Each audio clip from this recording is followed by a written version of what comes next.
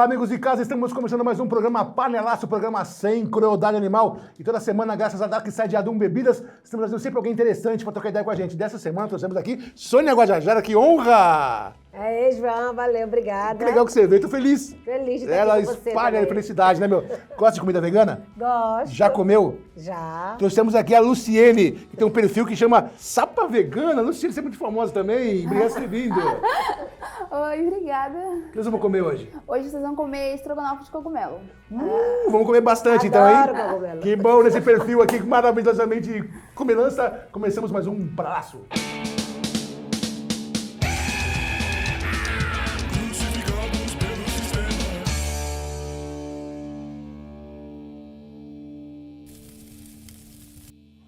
Sônia Guajajara nasceu na terra indígena de Araribóia, no Maranhão, a 6 de março de 1974, isso? Isso. É.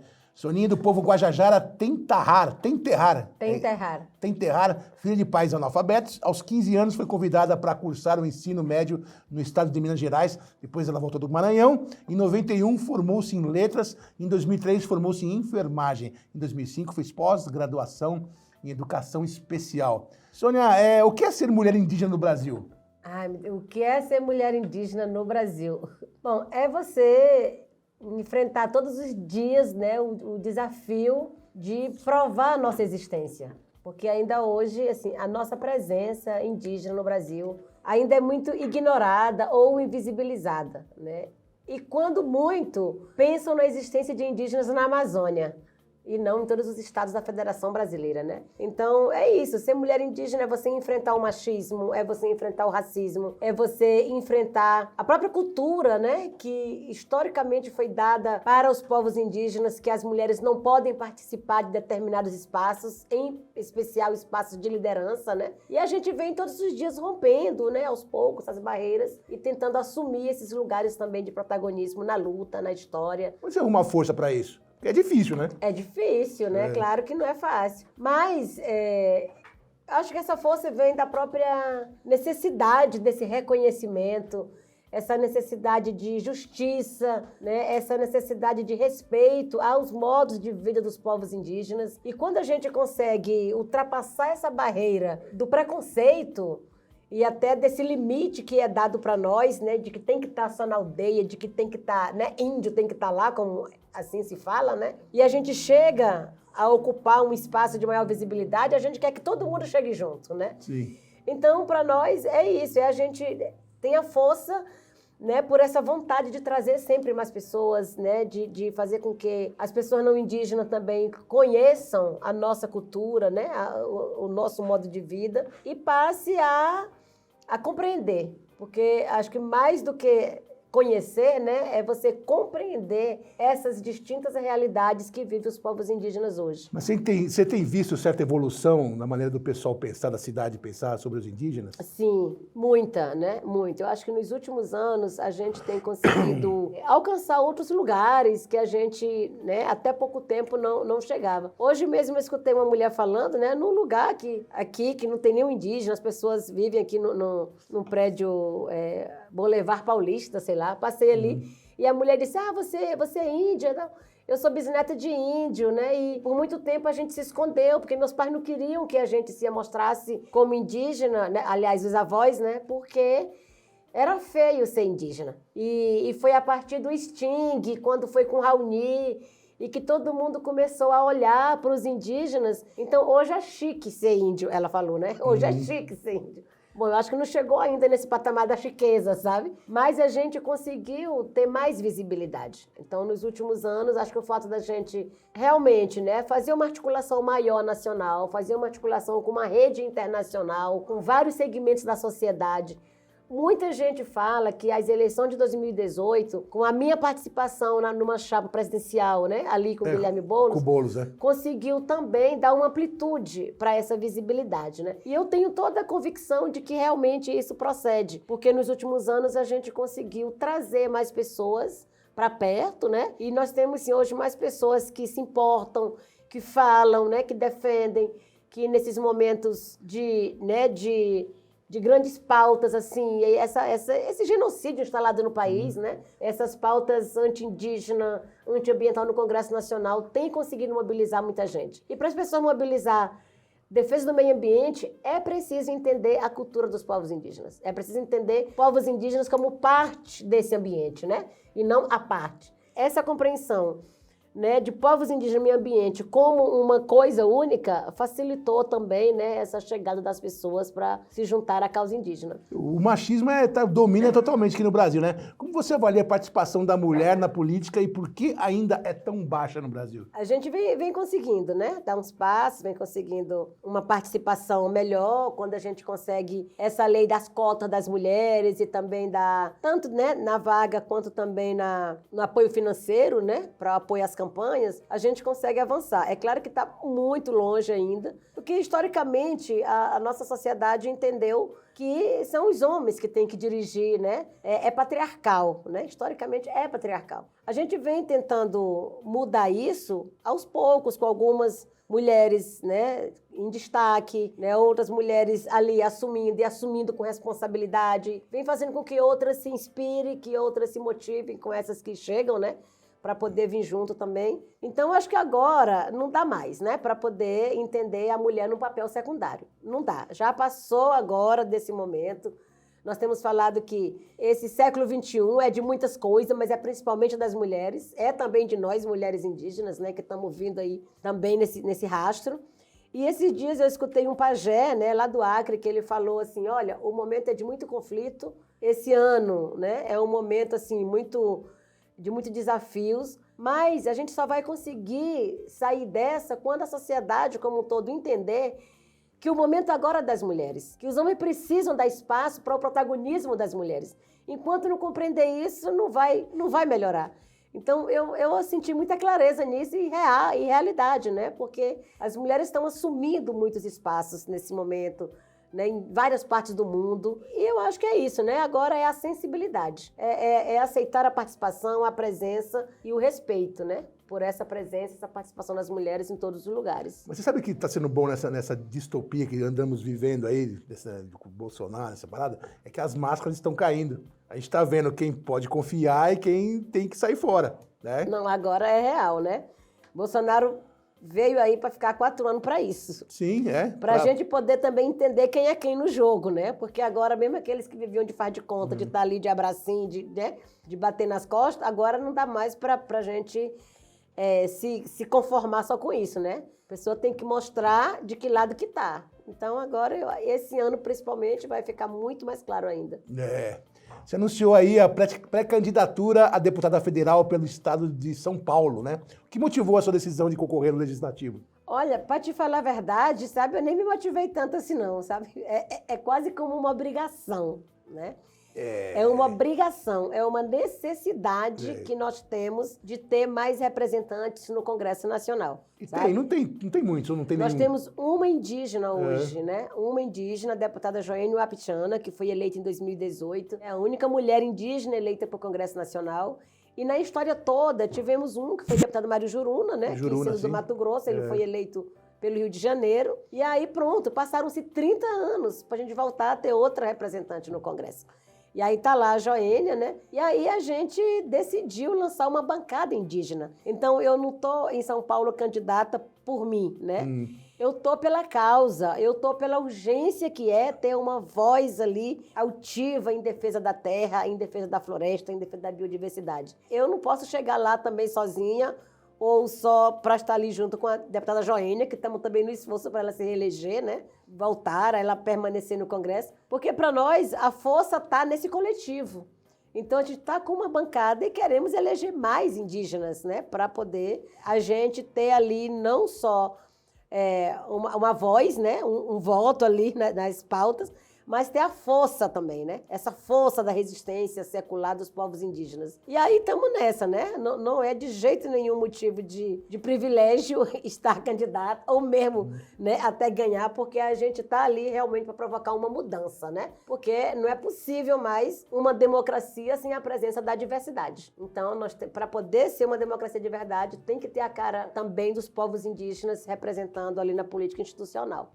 Mas quebrando o estereótipo que tem desde de 1500 que tem o indígena, é possível o indígena exercer a cidadania plena? No momento que se demarcar os territórios indígenas, garantir a proteção, né, desses territórios para que a gente possa ter segurança para viver ali a nossa identidade, a nossa cultura, aí a gente pode dizer que tem uma cidadania plena, porque é a partir do território que a gente consegue fazer a luta para todas as outras políticas, né? É a partir do território que se consegue a saúde, que se consegue a educação, a segurança, a soberania alimentar, né? Porque é no território que está a própria morada, né? Então, para nós, a cidadania é isso, né? É respeitar os modos de vida e respeitar essa presença também para além do chão da aldeia, né? Porque a nossa presença ela ainda causa muita surpresa, muita estranheza para as pessoas, dependendo do lugar que a gente chega, sabe? A democracia para nós é isso, né? É estar ocupando de forma, né, que as pessoas nos respeitem em todos os espaços. Eu não sei onde eu li isso, não sei se é verdade, mas parece que o indígena não tem a obrigação de votar no Brasil. Tem? Tem, claro né? que Tem obrigação de votar? Tem obrigação de votar. Então eu tô errado. É porque tem muita história, né? A própria história que é contada nas escolas, né? Ainda hoje nos livros oficiais, os livros didáticos, ainda conta a história do passado, né? Conta que é o índio preguiçoso, silvícola, que só vivia, né? O índio morava, o índio vivia, o índio vestia, é tudo no passado. Tudo no passado. Tudo no passado, né? Passado, Não tem a história hoje, presente. Então, muito se lê realmente ainda essa história pela ótica do exótico, né?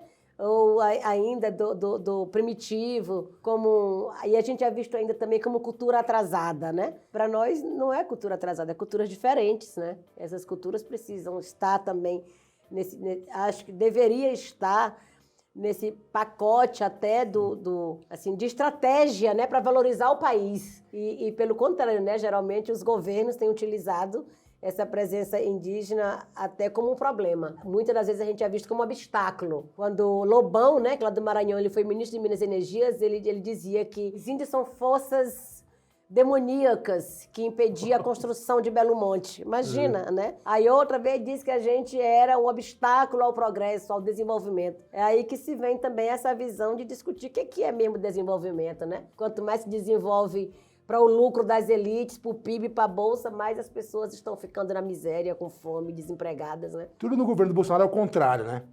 E a FUNAI, eles conseguiram tirar 40% do dinheiro da FUNAI para ela jogar contra a nação indígena. Como você vê isso? Totalmente, né? A FUNAI deixou de ser esse órgão que é para proteger os povos, promover direitos, e passou a ser um órgão que defende o governo, né? A serviço do governo. Então, hoje a FUNAI é um órgão que é de perseguição aos povos indígenas, né? E aí a FUNAI começa a criminalizar, perseguir, ameaçar, né? E aí exalta aqueles que apoiam este governo. E os que se opõem ao governo são totalmente ali colocados, né, na mira deles. Então, agora mesmo, nesse caso do desaparecimento de Dom e Bruno, né, a FUNAI se posicionou contra a organização lá do Vale do Javari, que estava exigindo justiça, exigindo investigação, né? Então, a FUNAI se posiciona contra a organização que está ali reivindicando, né, uma urgência. Imagina, sendo que ela é que tinha que assumir esse papel, esse protagonismo de acelerar, né, de pressionar pelas buscas. Então, hoje, infelizmente, a FUNAI é um órgão que trabalha na contramão, né, ao que é a sua missão institucional. Eu mesmo fui perseguida pela FUNAI, ainda sou, né, mas em um dado momento ali da pandemia, no auge da pandemia, nós fizemos a PIB organizou uma websérie, né, que chamou Maracá Emergência Indígena. Essa websérie foi uma live de 6 horas, que depois, né, resultou nessa websérie de 8 episódios. E aí, o presidente da FUNAI, esse que é um delegado da Polícia Federal, agora, né, Marcelo Xavier, ele pegou a websérie e denunciou na Polícia Federal, né, me colocando como uma lesa-pátria, que eu estava lesando o governo Bolsonaro por fazer a denúncia contra esse governo, sabe? Então esse negócio circulou, rodou, né? E eu estou ali perseguida pela FUNAI por estar exigindo do governo um plano, né? Um plano emergencial de combate à pandemia. né, dentro dos territórios indígenas. Aí é claro que isso não vingou, né? Mas ele tentou ali mesmo, assim, destruir a minha imagem, né, como essa figura que está aí contra o país. Imagina, gente, Tá né? acabando, Absurdo. Sônia, tá acabando. Tá com fome? Tá acabando o Tá quê? Não, tá acabando... O programa? Não, tá acabando aí, a distopia. Ah, A tá distopia, acabando. eu espero que acabe logo isso aí, cara, porque ninguém aguenta mais, cara. Não Ninguém dá. aguenta mais. Olha, É muita loucura. em abril, nós realizamos o acampamento Terra Livre, né? 18º acampamento Terra Livre em Brasília, 8 mil indígenas. E ali a gente declarou o último ano do governo Bolsonaro. Não vai voltar mais, nem agora, nem nunca, gente, porque não dá, ninguém aguenta mais. Ninguém né? aguenta mais, cara. O cara jogou contra o Então, Brasil é já foda, chega, cara. já Condições. basta, né, de tanta violência, já basta de tanta perseguição, não dá mais, né? Eu tô com fome, você não tá? Um pouquinho. A cara dela. Luciene, como é que tá as coisas aí? Tá quase saindo já, hein? Como quase? Ah, dá pra Como pronto. quase? Ah, então, Só mais um pouquinho. Então tá, vamos esperar um pouquinho então. Eu vou preparar um estrogonofe de cogumelos e você vai começar limpando ele, mas não pode molhar na água, na torneira. Você vai pegar um papel toalha e vai limpar cada um do cogumelo um pouquinho e tá tudo certo. Olha o tamanho do prato. Luciene! Eita! Chegou! Olha que beleza. Muito Nossa, que bem. pratão. Uau, que legal. O que é? É o estrogonofe de Cogumelo. cogumelo. Com leite de coco e arroz integral. Isso aqui é o quê? É Batata palha. a batatinha palha. Extra fina. Merece um presente. Tá aqui, ó. Esse livro, da Dark Side Books, que nos nossos patrocinadores e irmãos, tá aqui. Foi a primeira editora de terror, né? E crime, true crime e o caramba. Aqui a camisa vermelha para provocar todo mundo lá. Vermelha, solidariedade vegan, tá? Tá aqui. E tem mais alguma coisa? Ah, tem um avental lindo da Dark Side, cara. Olha que legal. Avental da Dark Side. Muito obrigado. Que lindo, muito Curtiu? obrigada. Ah, cara de felicidade, cara. É Tô muito isso, feliz. olha, Luciane, o voto é secreto, mas a camisa é vermelha. Você cola todo dia. Ela ficou muito feliz, cara. Muito bom. Obrigada. Dá um toque aí. Qual que é o seu site? O seu... É Sapa Vegana, @SapaVegana em todas as redes. Obrigado. Espero que vocês gostem. Ah, Oba. obrigada. E aí, como é pra comer assim? Comer bonito, É, comer... dá uma misturadinha aqui, ó. Como é que come feio? A cabeça pra baixo? E são? Que delícia. Delícia mesmo, viu, Luciane? Maravilha. Não faz falta nenhuma. Carne, queijo, né? Ovo, leite. Não faz. É muito mais saborosa a comida assim, cara. Não? Além de saudável, né? Mais saudável. Agora sim, o indígena na aldeia pesca, caça e tem muita coisa vegana, né? Muito, né? Acho que por muito tempo a gente foi vegano natural, né? Sim. O vegano de hoje. Vegano natural. Mas também, João, tem isso, né? De que todo esse desmatamento, essa exploração, essa destruição toda, faz com que a gente não tenha mais só essas coisas para comer, né? Sim. Porque aí diminui o alimento, diminui o peixe. E aí você não tem como mais viver só disso, né? Porque a natureza já não oferece mais tudo que a gente precisa para comer. Que tudo isso, essa destruição, afeta mesmo diretamente, né? Porque você acaba dependendo também de muita coisa que está na cidade. É, uma roça indígena o quê? É milho, mandioca. Milho, arroz, feijão, Arroz, tem mandioca, tudo. fava, batata. Eu fiz muito isso, né, também na minha infância, de plantar, de colher, de limpar, de capinar. Tudo isso eu fiz. A sua infância foi legal ou foi dura? Foi difícil? É duro. Difícil, né? É. Não é fácil, porque se você vai uma vez ou outra, né, pra ir lá, pra curtir tudo, é tranquilo, né? O povo vai achar bom, achar bonito. Mas pra você viver isso, o dia a dia, né, pra depender disso, pra você ter o alimento, você, né, a família, sustentar os filhos, é duro. É claro que é totalmente o saudável, o que é sustentável, né? Mas é também muito puxado, né? Mas essa chance de estudar, de fazer uma faculdade, tem para todos os indígenas? Não tem. Ou ele tem a pessoa que quer tem que ir atrás, tem que ter aquela força de vontade? Olha, muito difícil, viu? Muito difícil. Eu acho que no Maranhão, eu fui uma das primeiras a conseguir fazer uma faculdade. Mas eu sempre tive isso desde menina, que eu queria estudar. que eu queria estudar. Meus pais, embora analfabetos, mas eles sempre tiveram essa vontade de dar oportunidade para os filhos. E aí eles sempre disseram, olha, eu não estudei, né? A gente não estudou, mas a gente não quer que vocês sejam que nem nós, analfabetos. A gente quer que vocês estudem. E aí a gente meio que se virou também, porque era sair de casa, ficar nas casas das famílias, de babá, de doméstica, para poder ter um lugar para morar e estudar, né? Outro tipo de relação. E assim fui eu, né? Saí de casa desde 10 anos, quando eu saí a primeira vez, para poder estudar. Com 12 anos de idade, eu cuidava de 2 crianças, limpava a casa e estudava à noite, né? E aí, assim, foi os meus 4 anos de ginásio. Entre 11 e 15 anos, eu vivi assim. Eu falo para minha filha, Yuara, o tempo todo, né? Diz que hoje tu tá com muita, né? E sorte. Tá com muita sorte de estar aí só para estudar, né? Não tem essa obrigação de trabalhar, porque eu trabalhei para poder eu estudar. Trabalhei duro, né?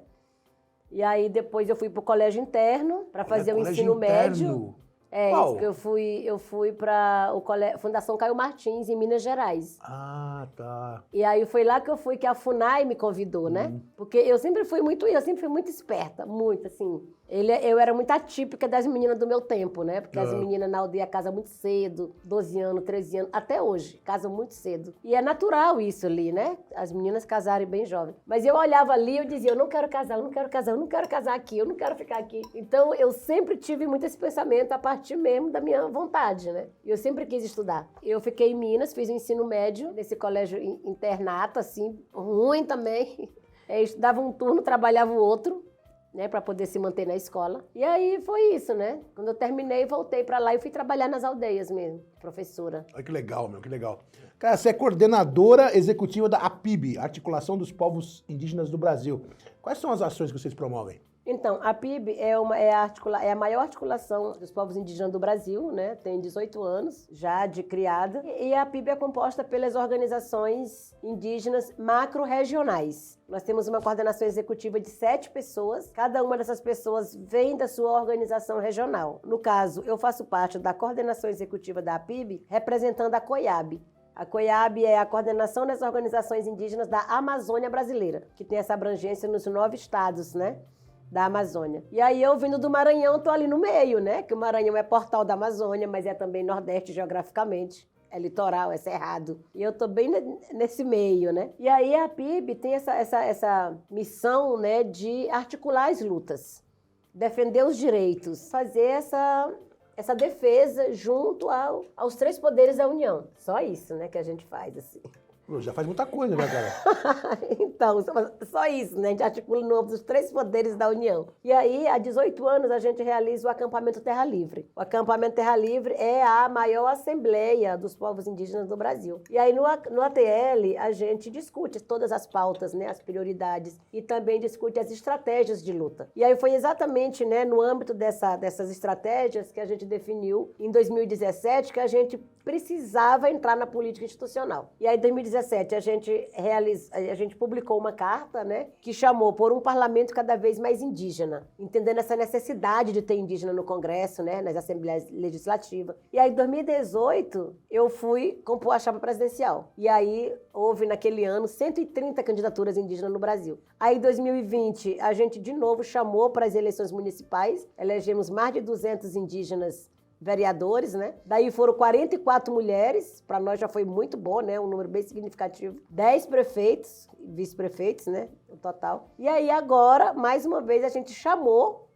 para as candidaturas indígenas, entendendo que agora não é mais para visibilidade, né? 2018 foi, 2020 foi, mas agora não é, agora é para ganhar, entendendo também que a gente não quer mais ser só representados, a gente quer ser os próprios representantes em todos esses espaços. Né? Legal. Então, em 2022, nós estamos aqui também, a PIB está com essa missão de articular as candidaturas indígenas, fortalecer candidaturas indígenas e apoiar as candidaturas que têm mais viabilidade eleitoral. Então, é isso, né? A PIB faz todo um trabalho. Ano passado, esses 2 anos da pandemia, a gente enfrentou ali, né, todas esses esses ataques do governo Bolsonaro, essa negligência, né, essa omissão toda, e apresentamos várias ações do Supremo Tribunal Federal. E aí, dentre as ações, o Supremo acatou a DPF 709. A DPF é a arguição por descumprimento de preceito fundamental. Nós temos um direito, né, garantido, mas o Estado não cumpre. Então, a gente apresentou essa denúncia no Supremo, e aí o Supremo acatou. E foi a primeira vez na história, parece mentira, né,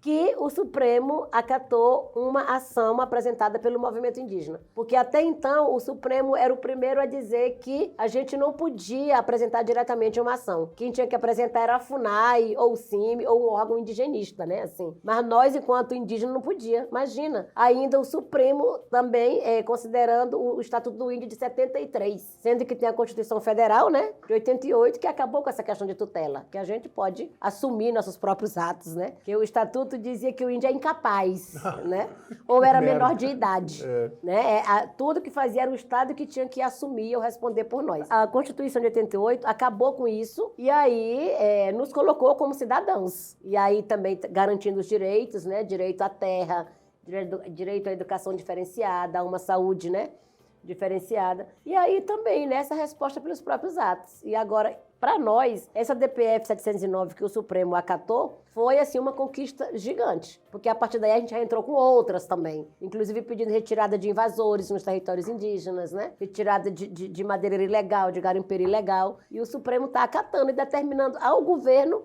para cumprir, né, essas determinações. Mas o governo é o maior apoiador desses invasores? Não, aí, claro, ele exige, né? Ele exige e nós pressiona. Claro que nesse governo Bolsonaro a gente não consegue cantar nenhuma vitória, né? Sim. A gente não consegue. Mas o fato do Supremo acatar, para nós já é um ganho, porque a gente pode seguir ali também na pressão, né? Sim.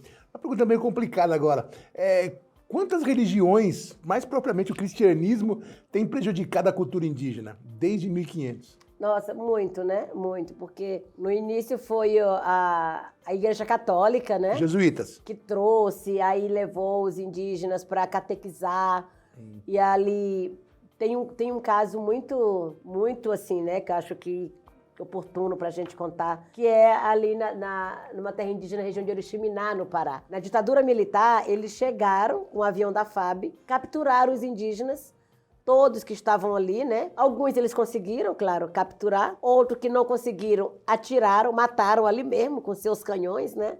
E outros conseguiram fugir para sempre e vive hoje como um indígena isolado, que não tem nenhum contato com ninguém, né, com a sociedade. Esses indígenas que eles levaram, colocaram tudo junto ali no Parque do Tumucumaque, no norte do Pará. Amapá, norte do Pará, por ali, né? E aí eles levaram 11 povos diferentes pro Parque do Tumucumaque. E ali eles colocaram todo mundo para poder aderir a uma única cultura. Então eles tiveram que deixar a sua língua própria, né? Seus rituais, tudo para poder... São 11 línguas diferentes, né? Exato, para poder fazer uma só. Então muitos povos que foram capturados e que ficaram ali, muitos morreram de tristeza, de depressão, porque eles não aceitaram viver uma outra identidade, uma outra cultura que não era a sua. Tá lá o Parque do Tumucumaque hoje, com essa diversidade de povos, né? Mas por muito tempo eles tiveram que viver como um povo só. Agora não, eles estão, né, cada um resgatando a sua própria identidade, o seu nome, né, que foi seu nome de origem, e estão ainda lutando aí por isso, sabe? Então isso é resultado dessa ação do cristianismo, né, do jesuíta da Igreja Católica, que tentaram ali destruir culturas, né? Mas agora são os pastores evangélicos, aí, né? Agora, então, até aí a ditadura foi isso, né? Foi mesmo a Igreja Católica. E agora tá aí, né, esses pastores neopentecostais dentro das aldeias, né, impondo sua fé e ainda,